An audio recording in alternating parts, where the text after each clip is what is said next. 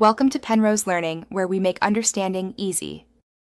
In this video, I will explain how to change your Toyota Prius air filter. First, gather your essential tools: a new air filter, typically costing around $20, and a Phillips head screwdriver. Make sure your replacement filter is the correct size and type for your specific Prius model. Always begin by parking your vehicle on a flat, stable surface and ensuring the engine is completely off for safety. Next, open your Prius's hood and locate the air filter housing, which is usually a prominent black box near the engine.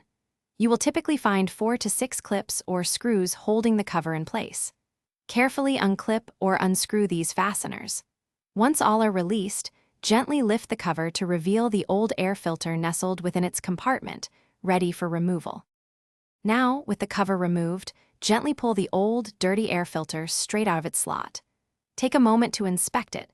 You'll likely see accumulated dirt, leaves, and other debris, indicating it's time for a change. Before inserting the new filter, use a clean cloth or a small vacuum to remove any loose dirt or particles from inside the airbox housing.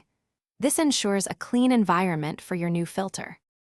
Finally, carefully insert your new, clean air filter into the housing, making sure it sits snugly and correctly in its designated slot.